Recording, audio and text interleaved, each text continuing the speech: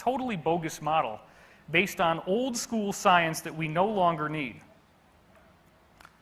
So this is a big mouthful, but this is a very important next step to take on. Ultrastructural blah, blah, blah, blah, blah, blah, blah, blah. I'm not even going to read it to you. You can read it if you want to. The guy that did it was Ignacio Pacheco, and it's from the orgone.org website. This is a website that is made by the Wilhelm Reich Institute.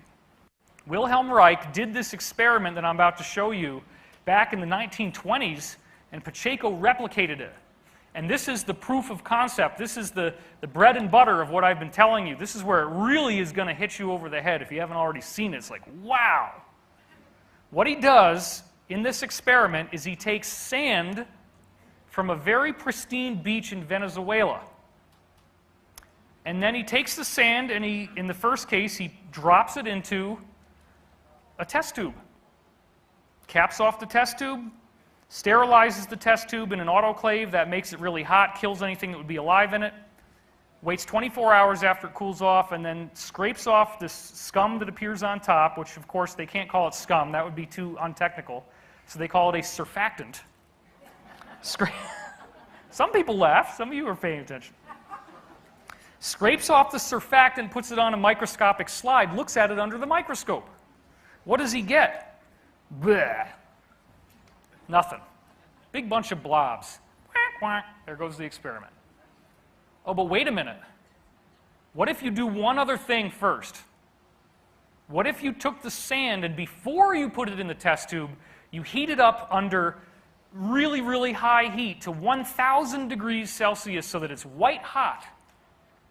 And that sterilizes the sand so that all you've got is SiO2, silicon dioxide. Because sand is what makes glass, right? What's glass made out of? Silicon. What's sand? Silicon. You sterilize the sand so you get pure silicon, and then all you have to do is throw that sucker into the tube, sterilize it, wait 24 hours, scrape off the surfactant, look at it under the microscope, and boom! These things start growing. Everything you're about to see grew on top of the water. And all you've got is sterilized sand in sterilized water, and you cook it for 24 hours by just letting it sit there. That's all it is. We actually even see plants, and in the course of them being transferred to the microscopic slide, they break. The roots broke off here. And in this case, one of the leaves on the plant broke off. And you can actually zoom in up close and see complex biological structure in the leaf. What? Yeah, that's what I'm saying. This is crazy. This has all been suppressed. This is stuff that the cabal doesn't want you to know. This is disclosure.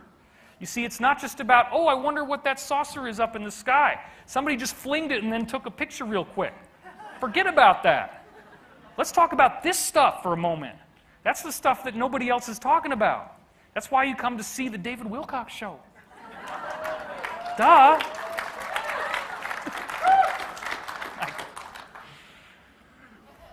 These guys are going to have to beat me and humble me down a little bit, right? It'll be quite a spectacle. He's got plenty of good weapons for that, so. All right. We got things that look like red blood cells, and notice right below that, you see that little diamond down there? That's a silicon crystal, because it came out of silicon. Something is intelligently taking that pure silicon and constructing life out of it, and it's really alive, and it only takes 24 hours. Boom. This looks like a white blood cell right here, with a big hungry mouth to go and eat the other guys. And then this looks like the beginning of a shellfish, the little soft body. Why do I say that? Well, in this slide, you actually see the shell forming around the soft body. Holy crap. Can you see the primordial imprint of the seashell in there? The seawater, folks, the sand from the sea is already making the appropriate life forms in 24 hours. And it was already underway because that's what happens at 24 hours. It's already been growing. It's already had time to develop. It happens frickin' instantaneously, folks. It's not taking any time. Are you grokking what I'm saying? There's one guy in the back who's on ayahuasca, and he totally gets it. Okay? Raise your hand, dude. Don't incriminate yourself. Now this dude, holy crap. 24 hours it takes for him to cook up in a jar of empty water? Just sand and water, that's it? Are you freaking kidding me? Where did his DNA come from? DNA that's supposedly so complex that it's like the entire Encyclopedia Britannica falls out of the sky from a helicopter. You chop it up into little pieces of confetti, one word at a time, and all the confetti goes and makes the encyclopedia when it hits the ground. That's how statistically improbable it is that DNA arose randomly. And that was discovered by Sir Francis Crick, who discovered the frickin' DNA molecule. You think he knows what he's talking about? Yeah. You can't have DNA appear randomly. The Earth is only 4 billion years old. Liquid water shows up 3.8 billion years ago. What else shows up 3.8 billion years ago on Earth? Single-celled organisms. All the heavy lifting to get life shows up in the single-celled organism. You got the DNA, you got proteins, you got RNA, you got ribosomes, you got mitochondria, you got information transferring throughout the cell, communicating with other cells, intelligently healing itself when it gets injured. It eats, it excretes, it breathes, it thinks, it moves around, it has locomotion, it's alive, and it lives in a drop of water. After less than 24 hours, this little dude is already happily going around kicking ass. He's got spikes, he's pissed off. He's not having a good day. Don't fight with him. He'll puncture you.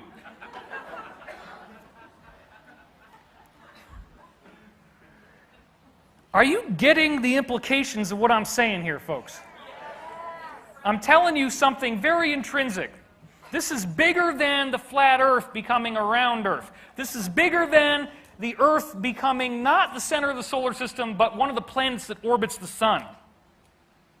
Forget about Copernicus. Forget about Galileo and the priesthood not wanting to look through the telescope. This is much more intrinsic.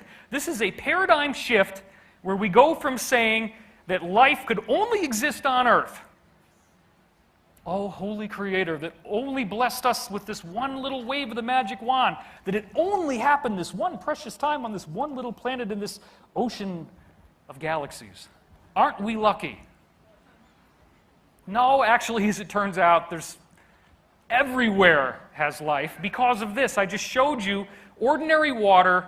We're seeing ordinary water making complex organisms, and Montagnier showed you that you could build DNA in water just by electrifying it with 7 hertz for 18 hours.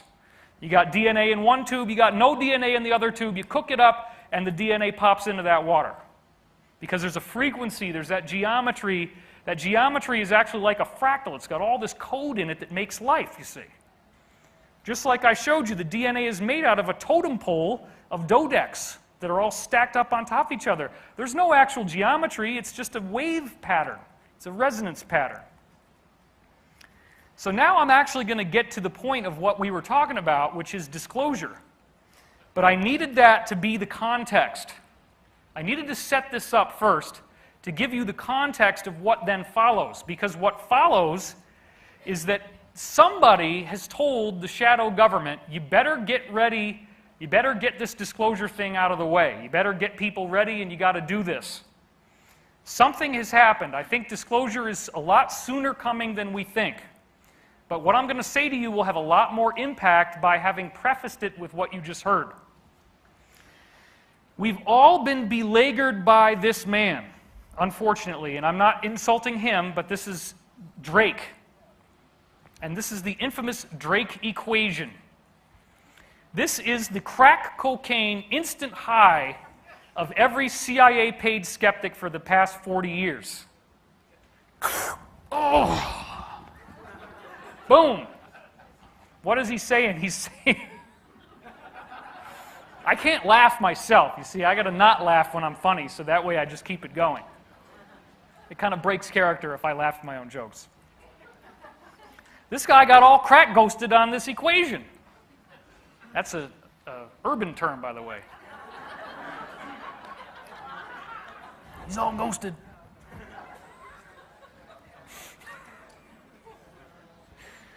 Every frickin' dime a dozen bullshit debunking nonsense television program in the last 30 or 40 years says, well, the Drake equation has proven that life is statistically impossible to have appeared on anywhere else but Earth. Oh. It's just not possible, folks. The infamous skeptic Michael Shermer calculated with the Drake equation, well, we think there's about 2.44 to 3.14 intelligent civilizations in the entire galaxy based on the Drake equation. Well, what's the 0.44 civilization look like exactly, Mr. Shermer? Is it the 3.14? What do the 0.14s look like? They kind of walk around like this. Oh! Sorry, you guys are only 0.14. You don't really qualify for a 4. We're going to segregate you folks. You know, separate is better. Just go over there. We're going to take these 3. 3 in the frickin' galaxy? Thank you, Drake. Thanks for nothing, brah. Something happened, folks. Something happened in May that led to this incredible article, which I'm going to quote from now, because this is written up by a site called Wait But Why, based on NASA statistics. Check this out. It is frickin' astonishing. Therefore, I had to put the word astonishing on the screen, just in case you didn't actually hear the word astonishing. Repetition is the mother of learning, therefore, yes, now you get to see it and hear it as well. So the first astonishing statistic is this. There's about 100 to 400 billion with a B. Oh, we got to actually have it show up. There we go. There's 100 to 400 billion with a B stars. Oh, let's see. Is it going to work for us? There we go. It just wants to show you that light show more than once. The computer is thinking for itself. I can't control it. For every star in the Milky Way, there is an entire galaxy in the cosmos. Holy crap. 400 billion galaxies in the cosmos, potentially? Yes. That's a lot. Okay, you see where this is going. This is like one of these formula jokes, right? And it builds up point by point. Oh, it's going to get better. Wait till you see this. For every grain of sand on every single beach around the entire planet, if you got some guy, you'd have to hire him, you'd have to have a lot of money to hire a bunch of guys to go out there and count every grain of sand on the beach. That would be pretty expensive. First thing I'd do is get them over here and turn the freaking lights back on. That'd be one good way to use them, but we already got that covered, thankfully. Then we put them out in the beaches. Just start counting, guys. You know, come back in like 10 million years. And then what they're going to find out is that for every single grain of sand on Earth, there's 10,000 stars in the cosmos. Wow. That's a lot. And then it gets even better. If we estimate that 5% of these stars, which is a conventional estimate NASA has now made, 5% of them are like the sun, that's 500 billion stars like the sun in the cosmos. Penis, conservatively,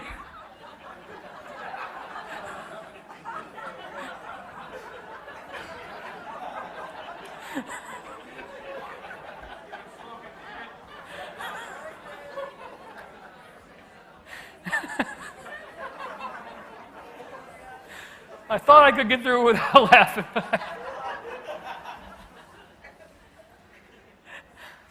Peen-ass. How about that?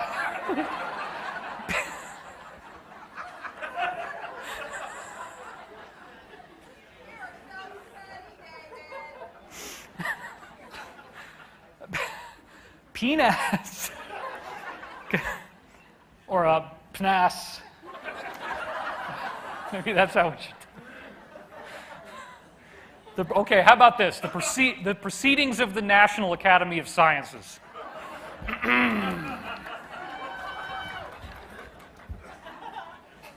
Penis. Penis conservatively estimated that 22% of these stars have an Earth-like planet with liquid water around it. And that is something that was published right here.